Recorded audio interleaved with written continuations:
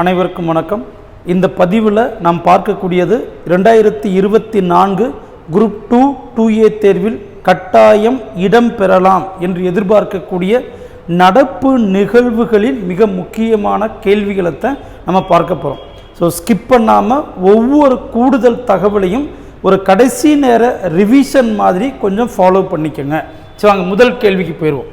So முதல் கேள்வி பாருங்கள், 2024 தமிழ்நாடு இண்டிபெண்டன்ஸ் டே அவார்டு, தமிழ்நாட்டில் சுதந்திர தினத்தன்று வழங்கக்கூடிய மிக மிக மிக முக்கிய விருதுகள் பாருங்க. ஃபர்ஸ்ட் தகைசால் தமிழர் விருது, தமிழ் மற்றும் தமிழ் மொழி தமிழினத்தின் வளர்ச்சிக்காக பாடுபட்டவர்களுக்காக 2021 முதல் தமிழக அரசாங்கம் வழங்கக்கூடிய விருது.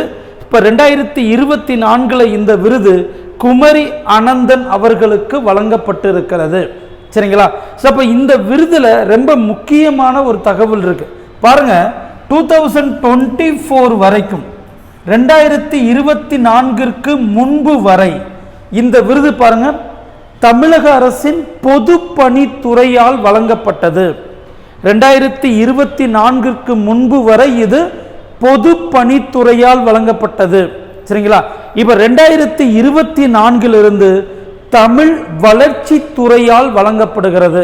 அப்ப இந்த ஆண்டு முதல் தமிழ் வளர்ச்சி துறையால் வழங்கப்படுகிறது.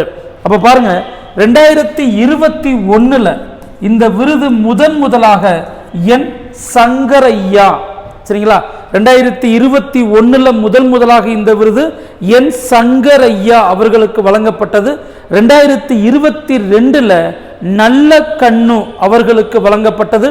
2023 கி வீரமணி அவர்களுக்கும் 2024 குமரி ஆனந்தனுக்கும் வழங்கப்பட்டு இருக்கிறது. 21 என் சங்கரையா,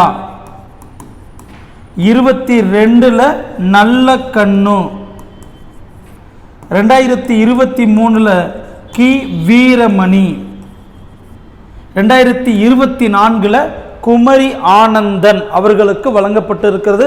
10 லட்சம் ரூபாய் ரொக்கத் தொகையும் பாராட்டு பத்திரமும் வழங்கக்கூடிய விருது தமிழக அரசின் மிக மிக முக்கிய விருது. மறந்துடக்கூடாது, ஏன்னா 4 பேர் வாங்கியிருக்காங்க. ஈஸியா இந்த இயர்ஸ் நேம் கொடுத்து ஒரு மேட்ச் த ஃபாலோயிங் வந்துடலாம். அதுக்கடுத்து ரொம்ப முக்கியமானது பாருங்க, 2021 உருவாக்கப்பட்டு 24 போன ஆண்டு வரை தமிழக பொதுப்பணித்துறையால் வழங்கப்பட்டு இந்த ஆண்டு முதல் தமிழ் வளர்ச்சி துறையால் வழங்கப்படுகிறது. மறந்துடக்கூடாது. அடுத்து பாருங்க, 2024 ஆண்டிற்கான கல்பனா சாவ்லா விருது நீலகிரியில் நர்ஸாக பணிபுரியக்கூடிய ஏ சபீனா அவர்களுக்கு வழங்கப்பட்டு இருக்கிறது. டாக்டர் APJ அப்துல் கலாம் விருது ப வீரமுத்துவேல், தி இஸ்ரோனிய சயின்டிஸ்ட் ப வீரமுத்துவேல் அவர்களுக்கு வழங்கப்பட்டு இருக்கிறது. ஸோ அப்போ இந்த 3 ஸ்டேட்மெண்ட்டுமே கரெக்டு, மறந்துடக்கூடாது. 2024 ஆகஸ்ட் 15 தமிழக முதலமைச்சரால் வழங்கப்பட்ட விருது. ஸோ மிக முக்கியமானது, மறந்துட வேண்டாம். ஒரு தடவை ரீகால் பண்ணிடுங்க. சரி, அடுத்து பாருங்க, 2வது கொஸ்டின் UPI பாருங்க. UPI இதோடைய ஃபுல் ஃபார்மே நமக்கு கேள்வி கேட்டிருக்காங்க. யூனிஃபைடு பேமெண்ட் இன்டர்ஃபேஸ் பாருங்க, யூனிஃபைடு பேமெண்ட் இன்டர்ஃபேஸ், மறந்துடக்கூடாது. தமிழுக்கு இந்தியாவில் நிகழ்நேர உடனடியாக பண பரிமாற்றத்திற்காக உருவாக்கப்பட்டிருக்கக்கூடிய ஒரு அமைப்பு பாருங்க, national payment corporation of India. பாருங்க, national payment corporation of India இந்த அமைப்பால் உருவாக்கப்பட்டது UPI. தற்போது மாலத்தீவில் இந்தியா தனது UPI சேவையை துவங்கி இருக்கிறது. பாருங்க, இந்த UPI சேவை 2016 ஆண்டு தொடங்கப்பட்டது. ஸோ மறந்துடக்கூடாது, 2 ஸ்டேட்மெண்ட்டுமே கரெக்டு தான். அப்போ UPIனா யாரு என்னன்ற ஃபுல் ஃபார்ம் பாருங்க. இதை உருவாக்குன அமைப்பு என்ன அப்படின்றத மறந்துடக்கூடாது. நிகழ்நேர பண பரிவர்த்தனைக்கான அமைப்பு, த ரியல் டைம் பேமெண்ட் டிரான்ஸ்ஃபருக்கான உருவாக்கப்பட்டிருக்கக்கூடிய ஒரு அமைப்பு தான் UPI. சரி, அடுத்து 3வது கேள்விக்கு வாங்க. ஸோ 3வது கேள்வி ரொம்ப முக்கியமானது. எதிர்பார்க்கக்கூடிய 33வது ஒலிம்பிக் போட்டி 2024 பிரான்ஸ் தலைநகர் பாரிஸில் நடைபெற்றது. பாருங்க, ஒட்டுமொத்த பதக்கப்பட்டியலில் அமெரிக்கா முதல் இடத்தை பெற்றிருக்கிறது. பாருங்க, 40 தங்கம் உட்பட அமெரிக்கா 126 பதக்கங்களை பெற்று பதக்கப்பட்டியலில் முதல் இடத்தை பெற்றிருக்கிறது. இரண்டாவது இடம் பாருங்க, சீனா 40 தங்கம் உட்பட 91 பதக்கங்களை பெற்றிருப்பார்கள். சீனா பாருங்க 91 இரண்டாவது இடத்தில் இருக்கிறது. மூன்றாவது பாருங்க ஜப்பான், மூன்றாவது இடத்தில் ஜப்பான் இருக்கிறது 20 தங்கத்தோடு 45 பதக்கங்களை பெற்று மூன்றாவது இடத்தை பிடித்திருக்கிறது. சரிங்களா? பாருங்க, முதலிடம் அமெரிக்கா மொத்தம் 126 பதக்கங்கள், இரண்டாவது பிளேஸ் சீனா மொத்தம் 91 பதக்கங்கள், தேர்டு ஜப்பான் 41 பதக்கங்கள். இப்ப இந்தியாவை பொறுத்த வரைக்கும் பாருங்க, ஒரு வெள்ளி மற்றும் 5 வெண்கலம் என 6 பதக்கங்களை பெற்று 71வது இடத்தில் இருக்கிறது. அப்ப தேர்ட் ஸ்டேட்மெண்ட்டும் கரெக்ட் தான். First statement correct, third statement correct. அது செகண்ட் ஸ்டேட்மெண்ட் பாருங்க, ஒலிம்பிக் போட்டியின் தொடக்க விழாவில் இந்திய தேசிய கொடியை ஏந்தி சென்றவர் மனு பாக்கர். தவறு. சரத் கமல், சரத் கமல் மற்றும் பேட்மிண்டன் பிளேயர் சரத் கமல் மற்றும் பி.வி. சிந்து. சாரிப்பா, Sharath Kamal table tennis player. கவனமா பார்க்கணும். பாரிஸ் ஒலிம்பிக் 2024 பாரிஸ் ஒலிம்பிக்கில் தொடக்க விழாவில் இந்திய தேசிய கொடியை ஏந்தி சென்றவர்கள் 2 பேர், Sharath Kamal table tennis player, P V. Sindhu badminton player. இப்ப மனு பாக்கர் அப்படின்றது தவறு. சரி, அடுத்து பாருங்க, ஒலிம்பிக் போட்டியின் வரலாற்றில் முதல் முறையாக ஒரு நதியின் அருகில் ஒலிம்பிக் போட்டி நடத்த இதே முதல் முறை. பாருங்க, பிரான்சில் இருக்கக்கூடிய செயின் நதிக்கரையில் இந்த ஒலிம்பிக் போட்டி நடைபெற்றது. சரிங்களா? சரி, இப்ப அடுத்து பாருங்க, அப்ப இந்த ஸ்டேட்மெண்ட்ல எது தவறுன்னு கேட்டிருப்போம். ஸோ செகண்ட் ஸ்டேட்மெண்ட் தவறு. இப்ப இந்த மனு பாக்கர் ரொம்ப முக்கியமானவங்க. பாருங்க, இந்தியாவிற்காக 2024 ஒலிம்பிக் விளையாட்டு போட்டியில் முதலாக ஒரு பதக்கத்தை பெற்றவர். ஸோ வெண்கலத்தை பெற்றிருப்பார்கள் இவங்க. பாருங்க, மனு பாக்கர் மற்றும் ரிட்டையர்டான ஹாக்கி கோல் கீப்பர், அதாவது ஹாக்கி பிளேயர் பி.ஆர். சிரி ஜேஸ். பாருங்க, மனு பாக்கர் மற்றும் த ஹாக்கி பிளேயர் பி.ஆர். சிரி ஜேஸ் இவர்கள் இருவரும் பாருங்க நிறைவு விழாவில் இந்திய தேசிய கொடியை ஏந்தி சென்றவர்கள். தொடக்க விழா அப்படின்னா சரத் கமல் மற்றும் பி.வி. சிந்து, நிறைவு விழா அப்படின்னா மனு பாக்கர் மற்றும் பி.ஆர். சிரி ஜேஸ். மறந்துடக்கூடாது. சரிங்களா? அப்ப மூணாவது கேள்விக்கு பி இஸ் த ஆன்சர். அடுத்து வாங்க, 22 கவனமா பார்க்கணும். 22 33வது பாரிஸ் ஒலிம்பிக் போட்டியில் இந்த பட்டம் பெற்றவர்கள் அவர்கள் எந்தெந்த விளையாட்டு பிரிவை சார்ந்தவர்கள்? நான் ஏற்கனவே சொல்லிட்டேன், இந்தியா 1 வெள்ளி 5 வெண்கலம் உட்பட 6 பதக்கங்களை பெற்றிருக்கிறது. சரிங்களா? சரி, பாருங்க, சர்ஜோத் சிங், மனு பாக்கர் இவர்கள் இருவரும் வெண்கலம். கரெக்ட். பாருங்க, இவங்க 2 பேருமே பாருங்க 10 மீட்டர் ஏர் பிஸ்டல் ஷூட்டிங், துப்பாக்கி சுடுதலுக்காக 10 மீட்டர் ஏர் துப்பாக்கி சுடுதலுக்காக வெண்கல பதக்கத்தை பெற்றிருப்பார்கள்.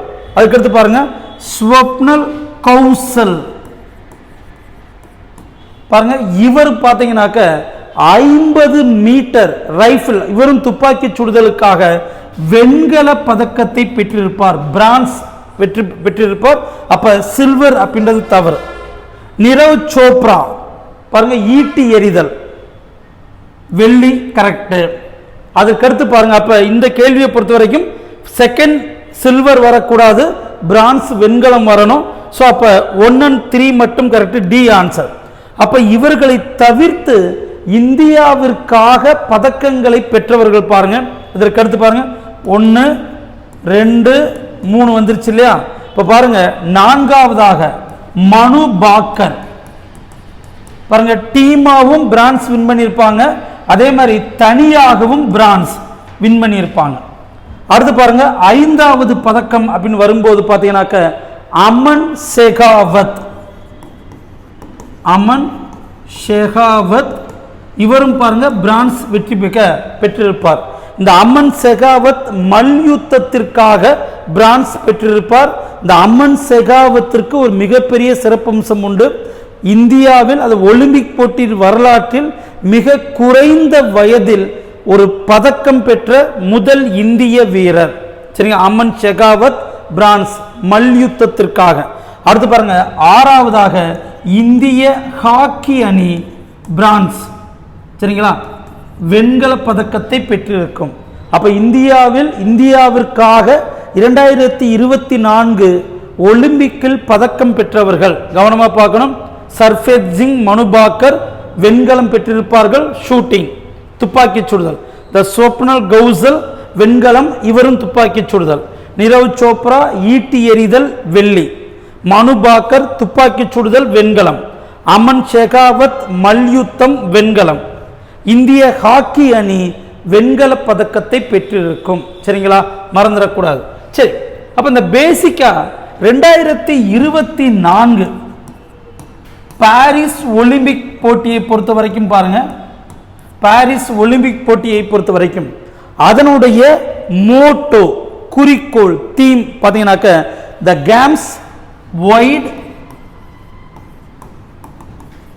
Open, the motto of 2024 Paris Olympic. அதுக்கடுத்து பாருங்க மாஸ்கட் அல்லது சின்னம் சொல்லலாம். மாஸ்கட் பொறுத்த வரைக்கும் பாருங்க பிரிட்ஜ், PHRYGE, இந்த பிரிட்ஜ் அப்படின்னு சொல்லியிருப்பாங்க. இதுலையும் ஒரு கேள்வி இருக்கு. அப்ப இந்த பிரிட்ஜ், இந்த சிம்பல்ல பாருங்க என்னென்ன நிறங்கள் இடம் பெற்றிருந்தது அப்படின்னு சொன்னீங்கன்னாக்க நீலம், வெள்ளை, சிகப்பு, மறந்துடக்கூடாது. ஸோ இந்த நீலம், வெள்ளை, சிகப்பு தான் பிரான்சினுடைய தேசிய கொடியில் இருக்கக்கூடிய நிறங்களும் கூட. ஸோ மறந்துட வேண்டாம். அப்ப எந்த தேதியிலிருந்து எந்த தேதி வரை நடைபெற்றது? ஜூலை 26 முதல் ஆகஸ்ட் 11, 2024.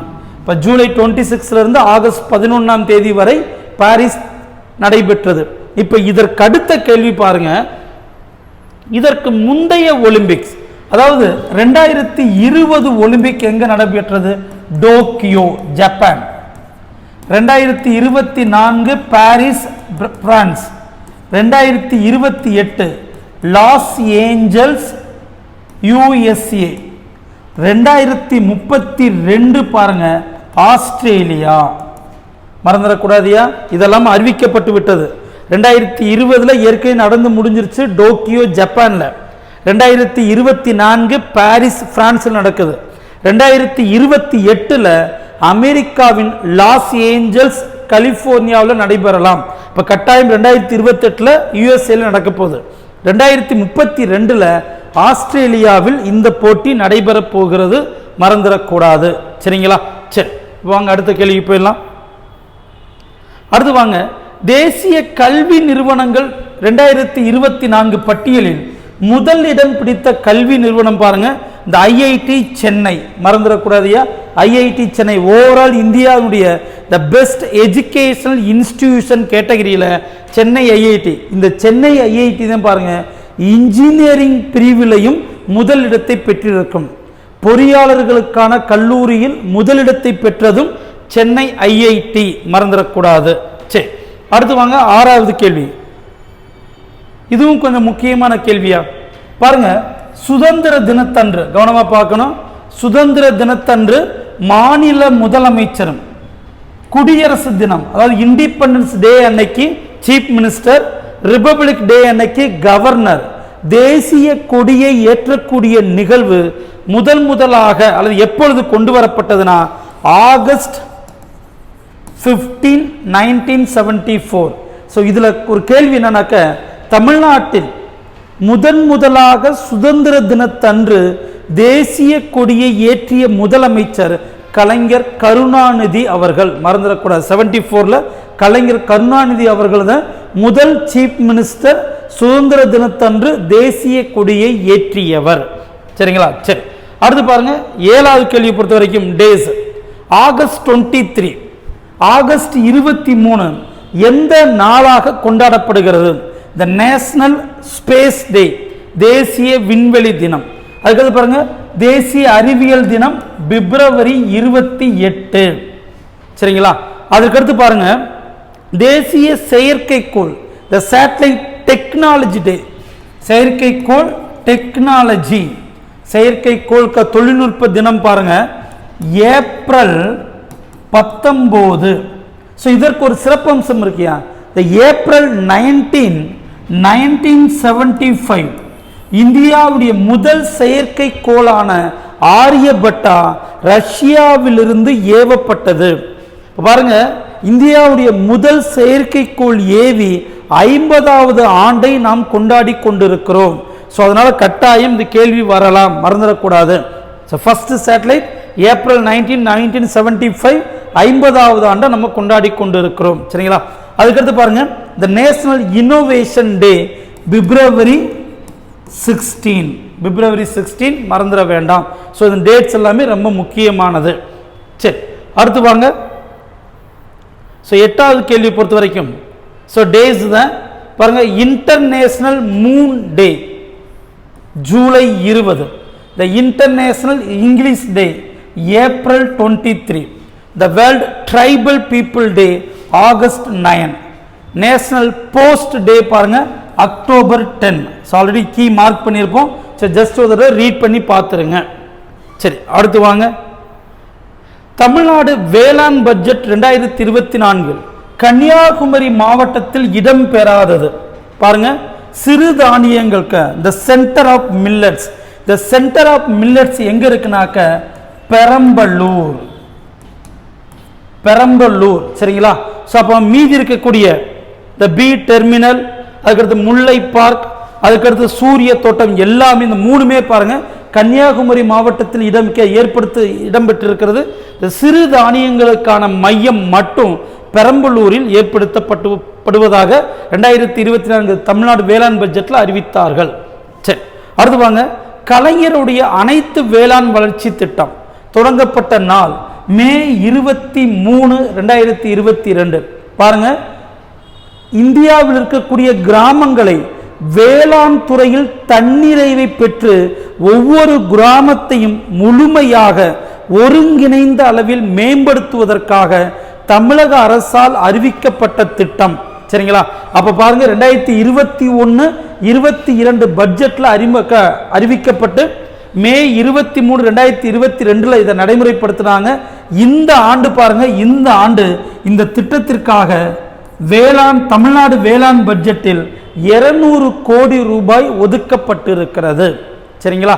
ஸோ அதனால் இது எல்லாமே வரக்கூடிய மிக முக்கியமான கேள்வி தான். ஸோ இதனை தொடர்ச்சியாக இருக்கக்கூடிய மீதி முக்கியமான வினாக்களை நம்ம அடுத்த பதிவில் பார்க்கலாம். ஸோ ஒரு தடவை ஜஸ்ட் ரீகால் மாதிரி என்ன பண்ணுங்க, இதை ஒரு தடவை பார்த்துருங்க. இது எல்லா கேள்விகளுமே கட்டாயம் இடம் பெறலாம் என்று எதிர்பார்க்கக்கூடிய கேள்விகள் தான். சரியா? தொடர்ச்சியை நம்ம அடுத்த பதிவில் பார்க்கலாம். நன்றிப்பா.